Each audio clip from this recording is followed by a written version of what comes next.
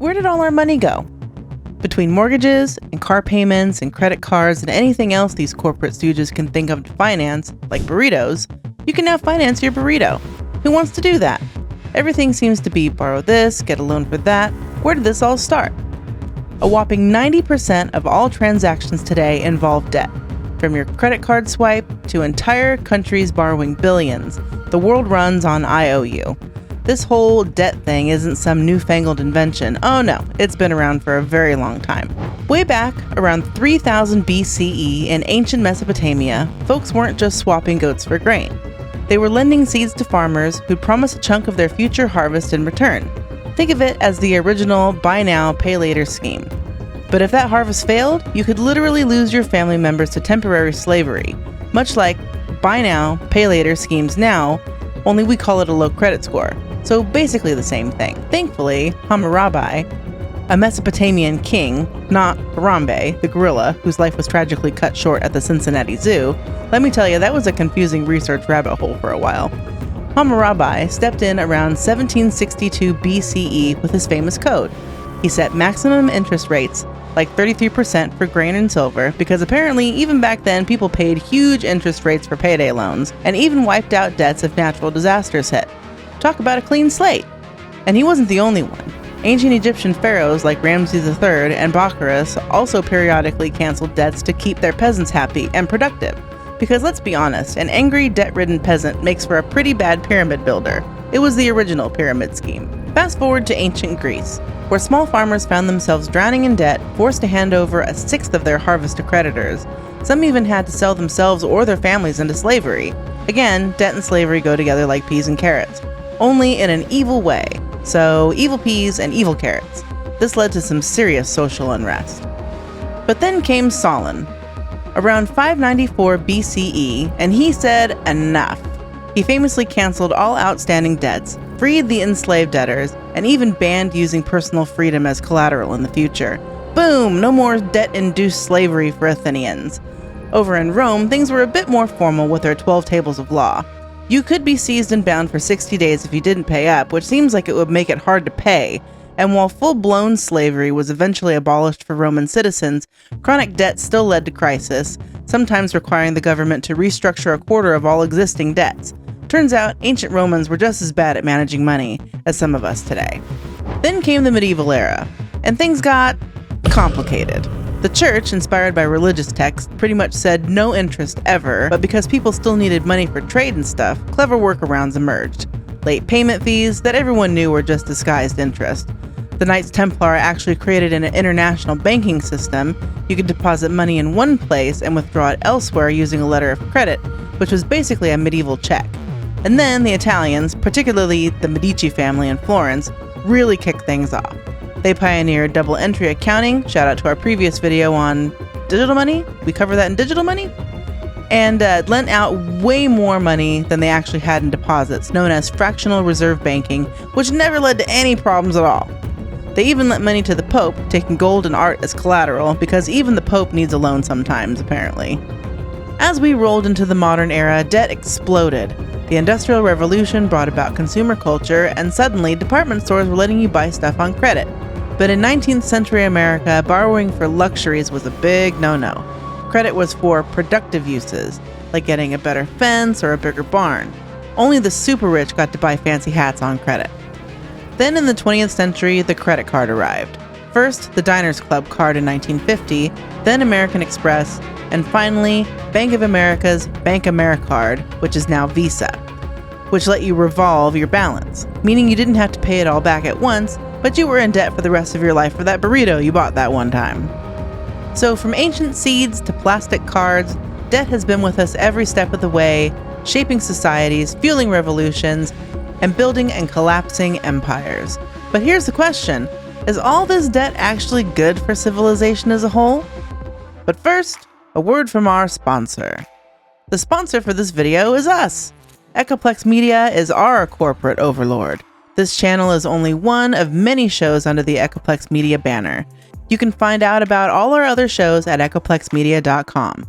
We have any kind of end-of-the-world corporate dystopia content you want. You know, for those times when you feel like the world is just too stable and sane. But what if you don't want to watch dystopia beat videos? Do you want swag? Of course you do! You can get Echoplex swag at eplex.store. We have all the images slapped on shirts. Check out our logo on a shirt.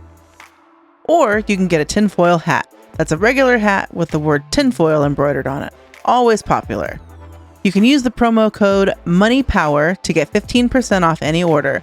That's MONEYPOWER, all caps, one word, for 15% off. Or you can join our membership if you just want to support us without getting any cool swag. No tinfoil, toast, or cats were harmed in the making of this swag. Way before your fancy credit cards, and even before money as we know it, humans were already knee-deep in debt. Turns out debt is older than money itself. Back in ancient Mesopotamia, around 3000 BCE, before anyone even thought of minting a coin, people were lending and borrowing. Farmers would take out loans of seed to plant their crops, promising to pay back a share of their future harvest. If a farmer had a bad year, maybe a rogue locust swarm or a particularly cranky river, they'd fall into a debt trap, and the consequences were brutal. Debt peonage, where you or even your kids can end up working for your creditors, essentially temporary slaves. You think your parents were bad? Imagine if they got behind on some debt and suddenly you became a slave.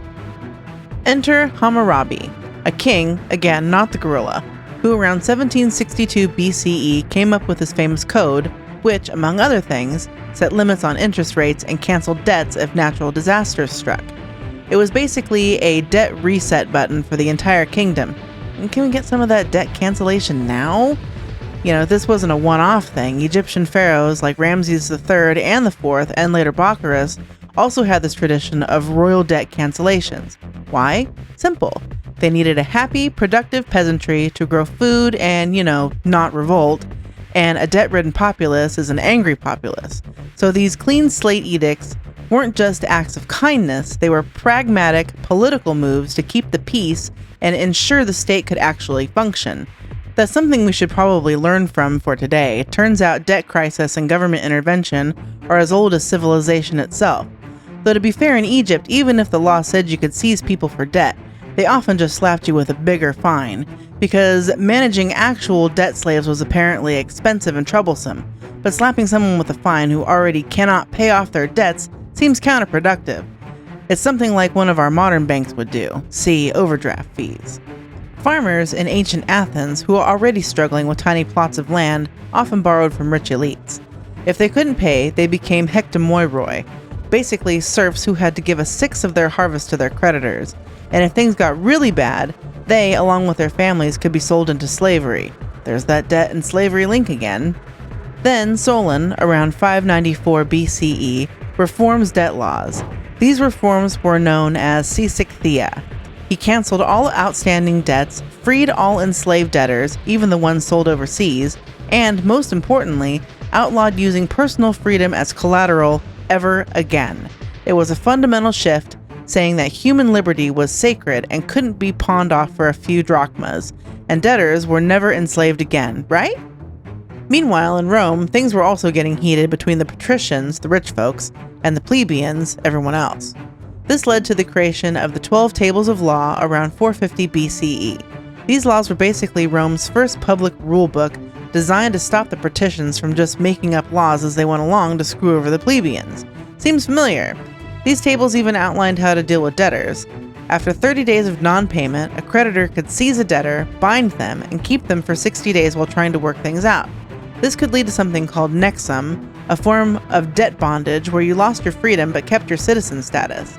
This was yet another form of debt slavery, but, like in Athens, this caused so much social unrest that nexum was eventually abolished for Roman citizens in 326 BCE permanently. But even without nexum, chronic debt was still a huge problem in Rome, leading to periodic crisis and government interventions, like restructuring a quarter of all existing debts in 86 BCE.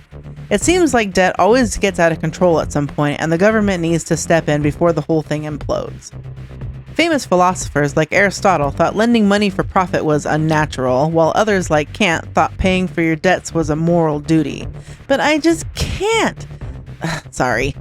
So the debate about whether debt is good or bad, natural or unnatural, is basically as old as, well, debt itself. Okay, so after all that ancient debt drama, we stumble into the medieval and early modern eras where things get really interesting. Remember how Aristotle and pretty much every major religion said charging interest was bad, evil, a sin, etc.? Well, despite all that finger wagging, people still needed money. A lot of it. For trade, for wars, for that sweet, sweet, shiny new suit of armor all the prettiest boys wanted to wear to the medieval pageants we now call wars. But Mom, I have to have the latest suit of armor from Gucci Armor. I can't show up at the war in Hadrian's Walmart chainmail. All the other boys will laugh at me. A huge tension emerged, religious prohibitions versus plain old economic necessity. And guess what? Economic and high fashion necessity usually win. Clever folks started inventing ways around the no interest rule. You couldn't charge interest, but you could charge late payment fees, even if everyone knew the loan was always going to be late, or you could set up pawn shop deals where the interest was just baked into the repurchase price. It was basically financial gymnastics to avoid the wrath of the church, sort of like how Catholic girls would get around the church's rules on sex by just doing never mind, we're not going to go there. We really want this channel monetized. This period of creative invasion actually laid the groundwork for some seriously complex financial instruments that we still use today. The Knights Templar, those sword-wielding crusading monks, set up the world's first international banking system. Pilgrims going to the Holy Land could deposit money in one Templar house and get a letter of credit to withdraw it at another. Think of it as the original, very medieval traveler's check. This meant no more carrying huge bags of gold through bandit-infested lands. The Templars basically decoupled physical money from payment, which was a huge deal. They even offered loans and managed estates for kings and nobles. Seriously, these guys were less holy warriors and more like monastic venture capitalists. Mom, we can just finance the armor with the Knights Templar buy now, pay later. It's just 137 payments of 100 florins. Just make the peasants work harder. It's not like we work for our money. Then we have the goldsmiths in London. These were the guys with big, secure vaults for all their gold. People started storing their gold with them, getting receipts in return. And pretty soon these receipts started being traded as if they were gold. See our video on paper money. The goldsmiths realized that not everyone came to withdraw their gold at the same time, so they started lending out some of the gold they had in their vaults, essentially creating money out of thin air. This was the birth of early paper money and fractional reserve banking, lending out more than you actually have on deposit, which led to bank runs later on, but that never hurt an entire country's economy before. The Medici Bank, founded in 1397, was a powerhouse. They pioneered things like double entry accounting, so you could actually see where all the money was going both in and out, and became masters at lending out more than they held in deposits. They even lent huge sums of money to powerful figures like the Pope, taking fancy gold and art as collateral. The Medici's innovative practices spread like wildfire, laying the true foundations of what we now call modern banking. So you can blame the Medici family for your bank's stupid fees every time you go do anything with your money. This era also saw the rise of new financial tools like bills of exchange and promissory notes, which made it easier to transfer debt and conduct more complex transactions. From dodging religious rules to crusading monks and clever goldsmiths, the medieval and early modern periods were basically a giant financial incubator, churning out the ideas and institutions that would define our modern world. The age of revolutions and industrialization, roughly from 1700 to 1900, is where debt goes from being a bit of a local drama to a full-blown global blockbuster, with new characters like consumer debt, corporate debt, and public debt taking center stage. First up, personal debt. Remember those ancient farmers borrowing seeds? Suddenly we're not just trading goats for grain, we're making stuff. Lots of stuff. And people want that stuff. If they don't want our stuff, we'll just use advertising. But that's a story for another video. So department stores started offering credit, letting you take home that fancy new hat or sewing machine before you actually paid for it. This was the original buy now, pay later again. In 19th century America, borrowing for luxuries was frowned upon. Credit was only really okay if it was for productive uses. Think a better fence, a bigger barn, or more land. Only the super rich got to flex their credit muscles on non-essentials. Society was basically saying, you want that newfangled steam-powered butter churn? Fine. That sparkly brooch? Get a job. But Mom, I need a new ship or all the other pirates will laugh at me. We can just take out a loan and pay it off with all the gold we'll steal from other ships. And speaking of homes, let's talk about mortgages. Back in colonial America, buying land often involved some pretty informal handshake deals. But after independence, the U.S. got serious, creating proper banks that offered loans secured by real estate. The mortgage market was born. Though it wasn't always smooth sailing, the Panic of 1819 was a nasty economic downturn that saw land values crash and a whole lot of people default on their loans, sort of like the 2008 crisis. But by the mid-19th century, we saw the rise of savings and loan associations. These guys introduced fixed-term loans with regular payments, ditching those terrifying balloon payments at the end that could leave you homeless.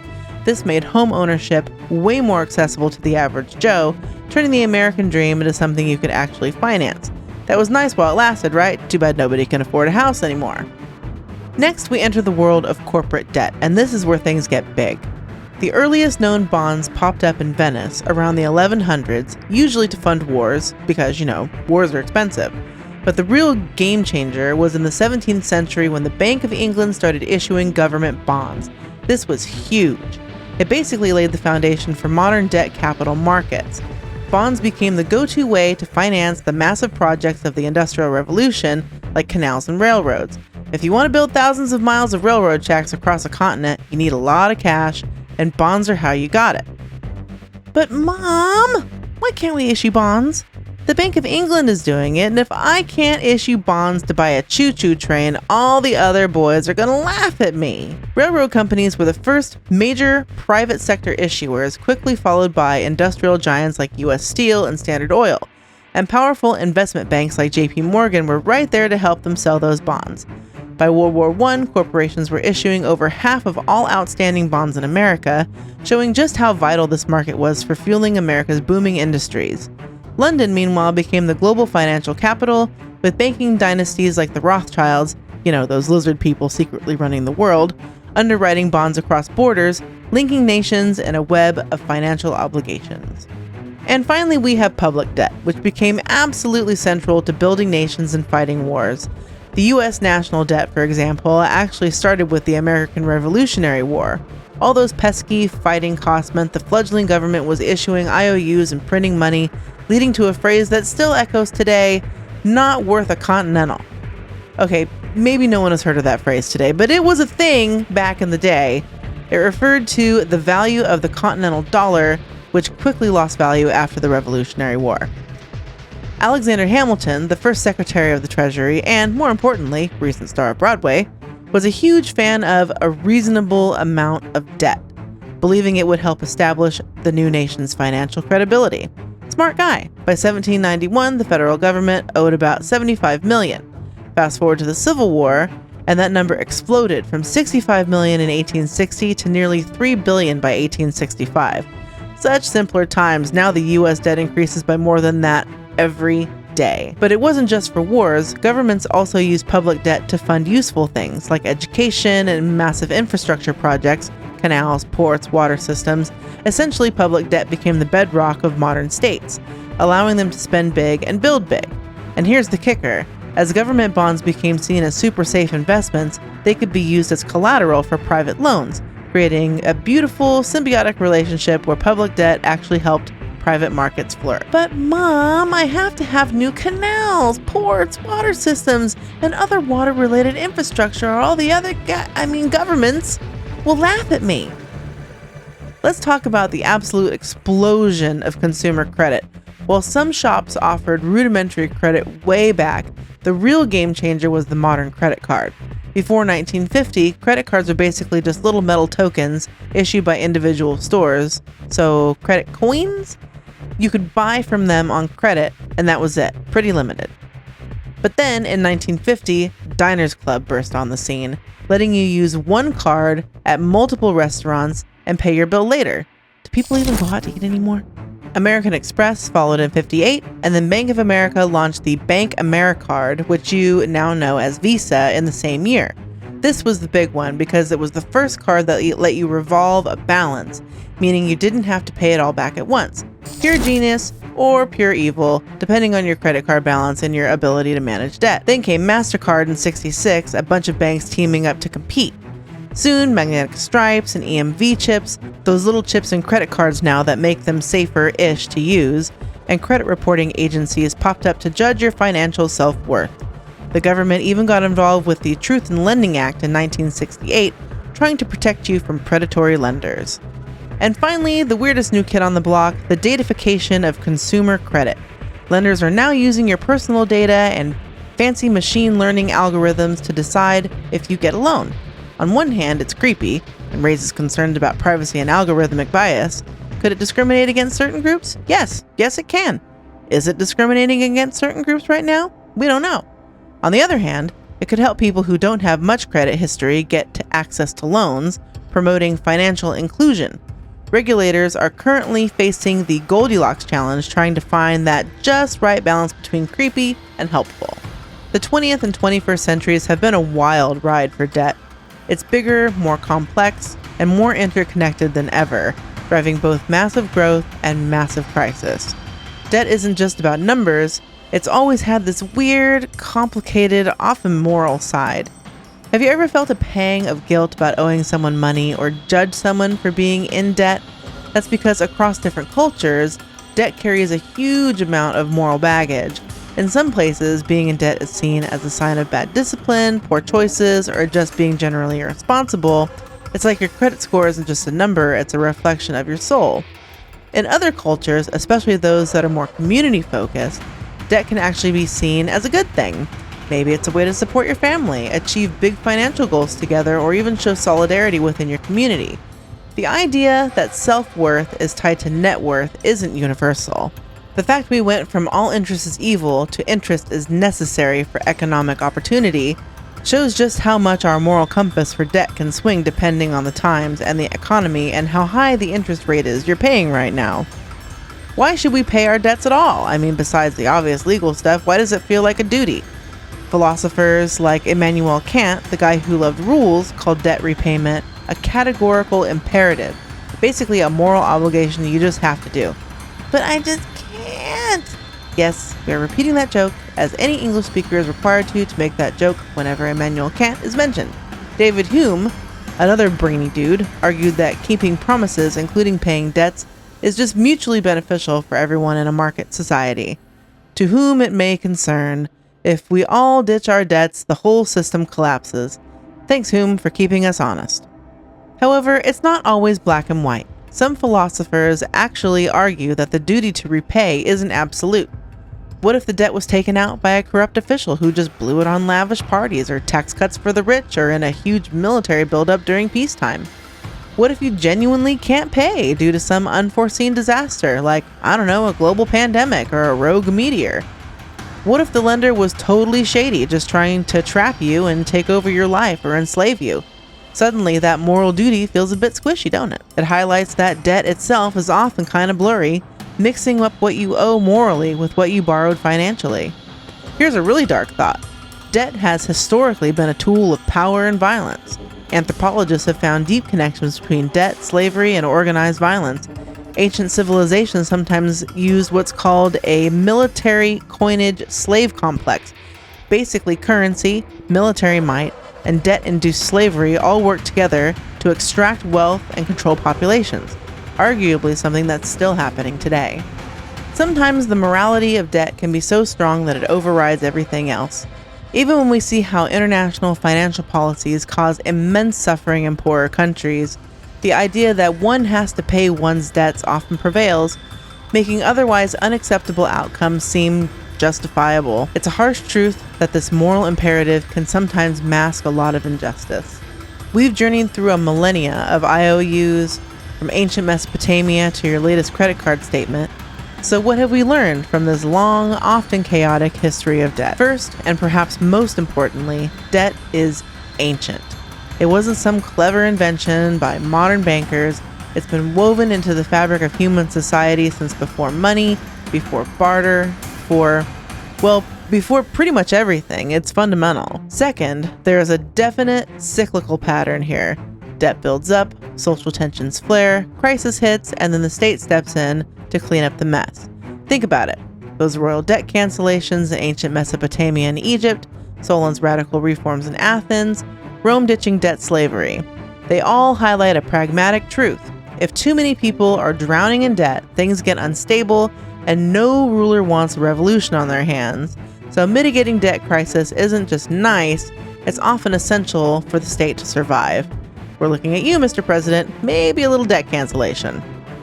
Third, the moral debate about debt is eternal. From Aristotle grumbling about usury to Kant insisting on categorical imperatives to repay, and even today with different cultures viewing debt as a burden or a tool for community building, the morality of debt is constantly shifting.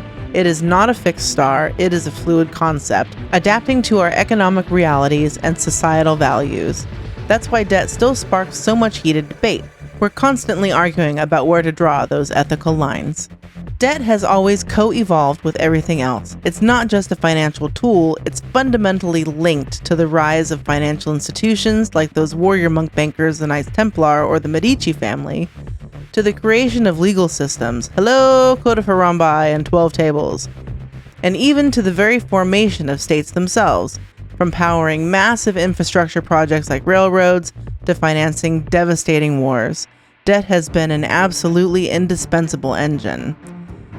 Ultimately, the long winding road of debt's history reveals its dual nature. On one hand, it's this incredibly powerful force for good.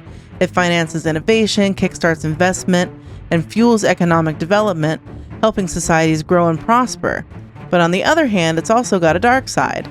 It can be a tool of exploitation, lead to dispossession, relentlessly widen the gap between the haves and have-nots, and cause massive amounts of slavery. This enduring tension between debt's amazing potential to build and its terrifying potential to destroy remains one of the biggest challenges in our interconnected global financial system today. It forces us to constantly ask, are we controlling debt or is debt controlling us? Personally, I'm going to go full Dave Ramsey and swear off all debt. I'm going to Ramsey that debt right up there. Anyways, thanks for watching our video. If you enjoyed this video, please like and subscribe. But I want to watch another video. Fine. Check out our previous video on the chocolate apocalypse, linked on screen now.